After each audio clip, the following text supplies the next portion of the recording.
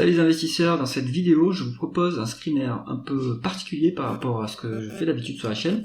Ici on va s'intéresser aux entreprises value qui sont cotées à Singapour. Avant de commencer, je vous rappelle de vous abonner à la chaîne si ce n'est pas déjà fait. Alors, pourquoi est-ce que je m'intéresse aux entreprises value? Donc je vais vous expliquer les critères ensuite, mais cotées à Singapour. En fait, Singapour est en train de devenir une place financière internationale, ou en tout cas régionale importante pour l'Asie du Sud-Est. On avait Hong Kong auparavant, maintenant ça a été récupéré par les Chinois, donc beaucoup de capitaux maintenant se dirigent vers Singapour. Et l'avantage de Singapour, et comme c'est une place régionale importante en termes de financiers, eh bien on a beaucoup d'entreprises d'Asie du Sud-Est qui sont cotées à Singapour, bien qu'elles ne soient pas singapouriennes. Donc ça donne quand même accès à un marché émergent intéressant, l'Asie du Sud-Est, qui est en forte croissance, et qui, on va le voir, a un vivier d'entreprises intéressantes. En plus, Singapour offre une monnaie qui est assez solide, plus solide que l'euro, on va pas se mentir. Comment ça marche? En fait, le dollar singapourien, c'est un panier pondéré entre les monnaies de la région, donc les monnaies d'Asie, du Sud-Est et de l'Est, un mix entre l'euro et un mix entre le dollar US. Donc ça rend cette monnaie un peu plus solide que l'euro, et puis c'est un État très très bien géré, donc la monnaie n'a pas du tout de problème. Ensuite, on va donc comme d'habitude regarder les critères de ce screener. Comme d'habitude, j'évite certains secteurs que je n'aime pas, donc le secteur plutôt financier, banque assurance, les rates. Alors il y en a beaucoup à Singapour des rates, les Singapouriens sont très friands de rates. Moi je n'aime pas trop ce secteur, car je ne maîtrise pas les tenants aboutissants de ce secteur. J'évite l'automobile, peut-être qu'en Asie c'est intéressant mais c'est trop cyclique, donc je préfère l'éviter. Et j'évite tout ce qui est biotech et laboratoire pharmaceutique. Les critères, comme d'habitude, on va se mettre sur un minimum de capitalisation boursière, donc 300 millions de dollars US. C'est quand même des small caps, donc c'est quand même des dossiers sur lesquels il y a potentiellement pas de couverture par les analystes. Et donc ça, c'est un avantage aussi pour un particulier, c'est-à-dire que il y a quand même à ce niveau de capitalisation un minimum de communication, c'est en anglais, donc vous pouvez télécharger ça sur les sites et aller vous faire votre propre analyse, et le fait que ce soit pas couvert et que ça soit pas dans le portefeuille de gérants internationaux, ça donne des opportunités de value, puisque en fait les entreprises sont complètement sous-cotées vu qu'elles passent sous les radars. Donc ça c'est intéressant. On se met un rendement des capitaux investis à 7%, donc ça c'est vraiment un minimum. C'est le critère que je mets d'habitude pour la value. 7%, ça veut dire qu'on peut autofinancer, donc on va dire sur la durée, si on a un ROIC moyen, on va dire sur 5 ans, on va pouvoir autofinancer une croissance à ce niveau-là. Donc ça veut dire qu'on arrive sur quand même des entreprises qui ont un minimum de rentabilité, qui peuvent s'autofinancer, et si elles sont sur des secteurs qui sont pas en forte croissance, elles vont pouvoir utiliser cette rentabilité pour bien rémunérer l'actionnaire. Donc ça c'est intéressant. Un critère de cherté, donc valeur d'entreprise sur EBITDA à 10 maximum.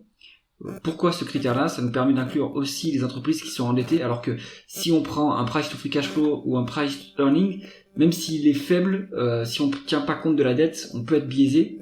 Donc il vaut mieux prendre, comme toujours, pour tenir compte de la dette si les dossiers sont endettés, utiliser une valeur d'entreprise sur EBITDA. Alors par contre, si les entreprises ont du cash net, ce multiple va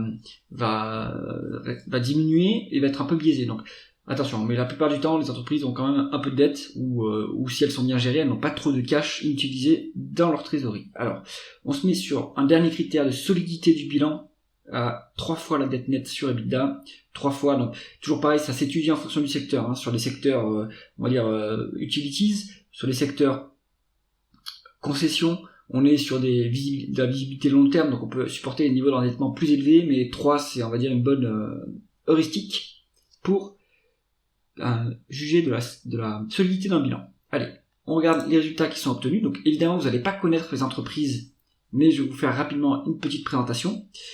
Donc la première entreprise qui sort, c'est Advanced Info Service Public Company Limited, et ça c'est une société thaïlandaise.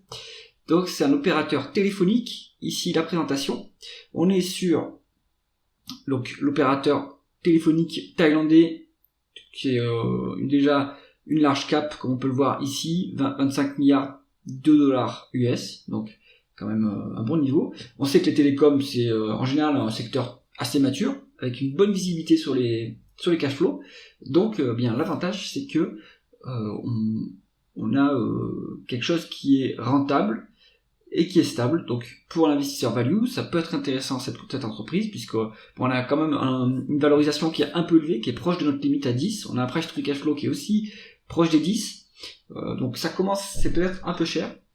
On a un ROIC qui est important, et on a un tout petit peu de dette, mais pas tant que ça pour un opérateur téléphonique qui est quand même des entreprises qui ont beaucoup de visibilité sur les free cash flow. Le dividende est un peu faible, donc je pense que sur ce dossier-là, il est un peu chèrement valorisé. Peut-être qu'il vaut mieux le mettre de côté, attendre que le prix baisse un peu pour rentrer dedans. On a ensuite Jardine Cycle & Carriage Limited. Donc ça, c'est un conglomérat industriel, comme on peut le voir ici. On est sur une entreprise qui est en fait diversifiée. On a donc développement de technologies automobiles, pièces automobiles, etc. Donc là, on est sur quelque chose qui est très industriel, un peu à l'ancienne, mais il y a encore beaucoup d'entreprises de ce style en Asie du Sud-Est. Donc en général, sur les entreprises holding de la sorte, on a quand même une décote de holding qui fait que souvent la somme des parties est donc la somme du total, la valorisation du total est inférieure à la valorisation des sommes des parties. Donc méfiance sur les holdings, mais ce qu'on voit ici, c'est qu'on est quand même sur une large cap, 8 milliards, enfin large cap. Voilà. En termes européens, on serait sur une large cap, 8 milliards de dollars US de valorisation. Valeur d'entreprise sur EBITDA de 5, donc ça c'est vraiment pas cher. Ou price to free cash flow de 5, donc c'est à peu près équivalent ici. On n'a pas beaucoup de dettes, donc bilan plutôt bon. Voilà, c'est pas très cher, une bonne rentabilité à 10% des rendements des capitaux investis, avec un dividende intéressant à 4,37 à l'heure actuelle. Donc il faut voir si ce dividende il est bien couvert. On peut regarder rapidement. Je vais rajouter le payout ratio qu'on va mettre ici. Hop. Et là on se retrouve sur, donc si on enlève le last price qui nous apporte pas d'informations, on se trouve sur un payout ratio ici de 44%. Donc et en plus, les free cash flow sont plus élevés que les bénéfices nets. Donc, Jardine Cycle & Carriage Limited, ça peut être intéressant. First Resources Limited, on est ici sur des plantations d'huile de palme, donc de plantations de palme. C'est un secteur qui est plutôt en croissance. Il y a eu une forte hausse du prix de l'huile de palme pendant la période inflationniste 2022-2023. Donc, eh bien, ça a bien gonflé les profits de First Resources Limited, qui a du coup bien engrangé une rentabilité record. Et donc le marché joue peut-être que cette rentabilité va baisser, mais bon, ce qu'on regarde ici, c'est que le groupe n'est pas très endetté. On est sur une valorisation qui est pas très élevée, 6 fois la valeur d'entreprise sur EBITDA. Le bémol ici, c'est qu'il n'y a pas de free cash flow, donc peut-être que c'est une situation temporaire. Si vous êtes intéressé, allez creuser ce que dit le management du groupe. Je m'étais intéressé à l'entreprise il y a assez longtemps, et puis j'avais trouvé que la communication était très claire sur le dossier. Il y a beaucoup de documentation disponible sur leur site en anglais, donc allez vous plonger là-dedans si vous êtes intéressé par ce secteur qui est finalement assez défensif. Il y a une bonne rentabilité.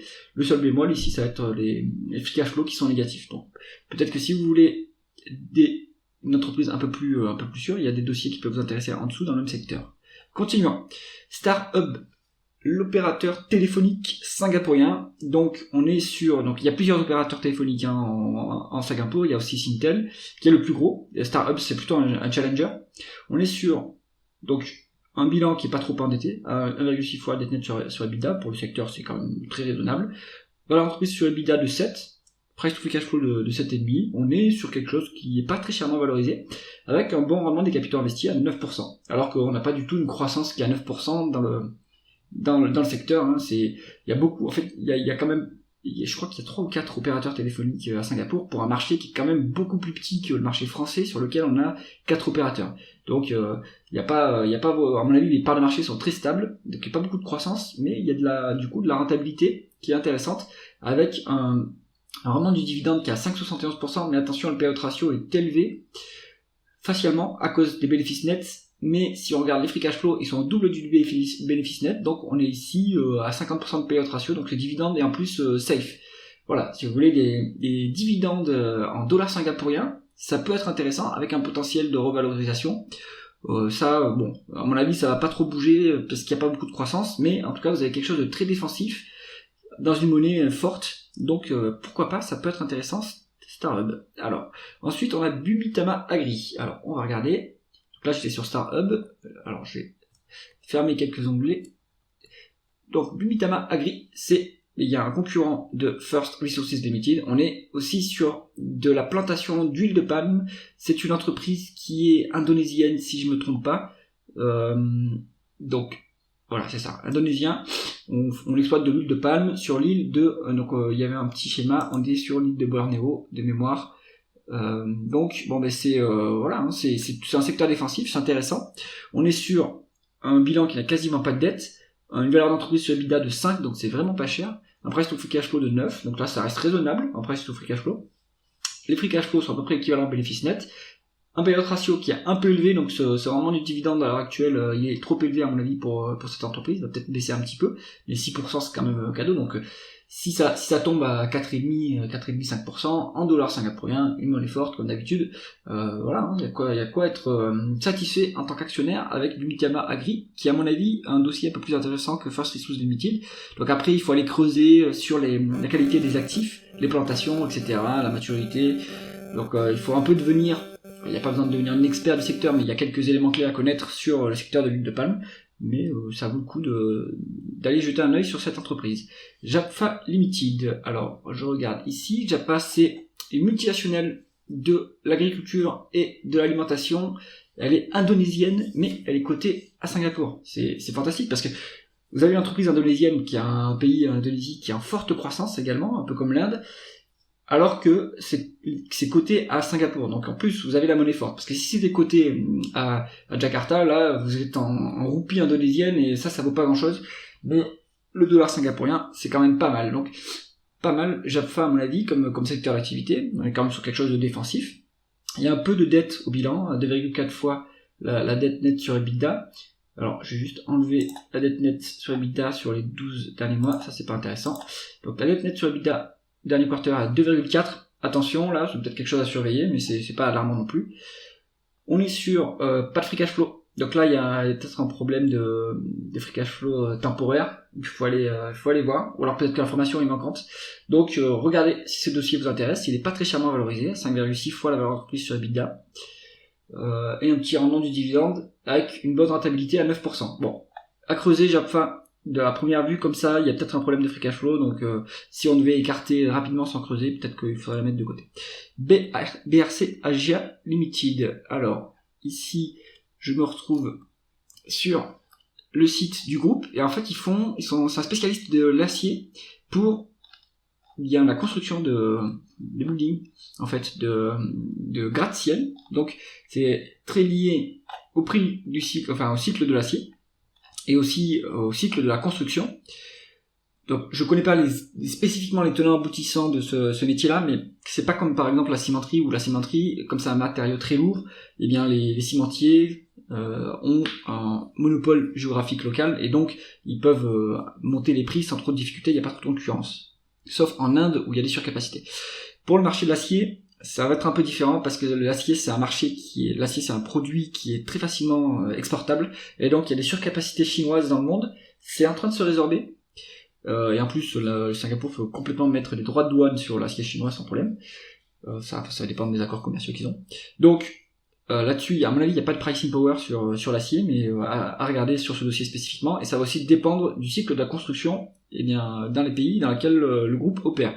En Asie du Sud-Est, je connais pas spécifiquement le cycle de la construction, mais je me doute que, par exemple, en Indonésie, il y a un cycle important où il y a beaucoup d'investissements. Il faut voir la répartition géographique du groupe. Ce qu'on peut voir, en tout cas, c'est que c'est pas très chèrement valorisé, à 6,4 fois la valeur d'entreprise sur EBITDA. C'est peut-être lié à la cyclicité du marché. Un price to free cash flow de 3,7, donc c'est vraiment pas très cher. Il n'y a pas beaucoup de dettes sur le dossier, donc c'est bien géré. Sur une activité cyclique, on évite d'être trop endetté. On a du coup un dividende qui est payé, qui est quand même assez intéressant, à 7,64%, et en plus un payout ratio de 31%, qui est en réalité 2 fois moindre, puisque les free cash flow sont plus élevés. Donc là, on est sur du 15%. BRC Asia Limited, voilà. Là, vous avez quelque chose qui est pas défensif pour le coup. Là, c'est vraiment cyclique. Donc, il faut bien connaître, il faut bien étudier le dossier pour savoir où est-ce qu'on est dans le cycle. Donc, une info, parce que moi, je suis le cycle de l'acier étant actionnaire de Jacquet Metals. Donc, j'avais écouté, je vous renvoie vers l'analyse de la publication d'ArcelorMittal, par exemple. Dans la dernière communication du groupe de ArcelorMittal, on se trouve sur un début de redressement du cycle. Donc, on a peut-être eu une augmentation des prix de l'acier. Donc, quel est l'impact de l'augmentation des prix de l'acier sur cette entreprise? Parce que c'est un de leurs intrants. C'est eux, ils produisent de l'acier. Donc, au final, est-ce qu'ils ont du pricing power pour monter leur production? S'il y a la demande, je pense que oui. Donc, ça peut être intéressant à creuser. BRC Asia Limited. Ensuite, on termine sur Cortina Holdings Limited. Cortina, c'est un détaillant de montres de luxe. Donc, on a eu un haut cycle énorme sur la période 2021-2022 avant l'inflation.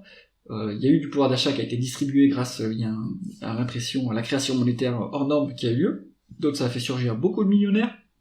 À Singapour, il y en a énormément. Et donc, ils achètent des Rolex, des Cortina, etc. Donc, on se trouve sur une entreprise qui est très peu chèrement valorisée en termes de valeur d'entreprise sur EBITDA, mais en termes de price free cash flow, c'est très élevé, donc ça veut dire que temporairement, là, les free cash flow sont assez bas. Donc, à analyser, est-ce que c'est parce qu'il y a des dépenses en capital importantes, etc. Est-ce que c'est temporaire, est-ce que ça va se redresser? Donc, à voir dans les publications du groupe. On n'a pas beaucoup de dettes, donc ça veut dire que l'entreprise est quand même correctement gérée, vu qu'on est un peu en bas de cycle et on n'a pas trop de dettes en bas de cycle, ça c'est bien, ça peut rassurer les investisseurs et les créanciers. On a un rendement du dividende qui est élevé à 5,71%. Attention que ce payout ratio, qui est ici, à mon avis, un peu faux, on est sur un payout ratio de 5,71, je pense que c'est pas le cas. Faut voir combien est versé en termes de dividendes, mais attention que les free cash flow sont bas, donc est-ce que ce niveau de dividende est soutenable? Ça reste à voir. En tout cas, on a une bonne rentabilité à 12,33%. Donc, pourquoi pas Cortina Holdings Limited? Vérifiez bien que les free cash flow, que dit le management sur les sujets des free cash flow, est-ce que ça va revenir? Donc voilà la sélection, c'est tout pour cette sélection que je vous présente ici. Si je devais choisir ces entreprises, ça va dépendre aussi du profil de l'investisseur. Est-ce que vous voulez quelque chose de défensif? Si vous voulez du défensif, je pense qu'il vaut mieux prendre StarHub Limited et pourquoi pas Bumitama Agri, secteur défensif, bon rendement du dividende, payout ratio qui est un peu élevé, donc les dividendes vont peut-être un peu baisser, mais on n'est pas très chèrement valorisé, donc il y a un peu de marge de sécurité. Et si vous voulez faire un peu plus du sportif, BRC Asia Limited, donc là, à creuser, en fonction du cycle, donc là, c'est pas un conseil d'investissement, mais ce que je vois ici quantitativement, mon top 3, ça serait ces trois-là, donc StarHub, Bumitama et BRC. J'espère que ce genre d'analyse vous a plu. Si vous avez des idées sur cette zone de dossier analysé, dites-moi ça en commentaire. Et je vous retrouve dans les prochaines vidéos. À bientôt.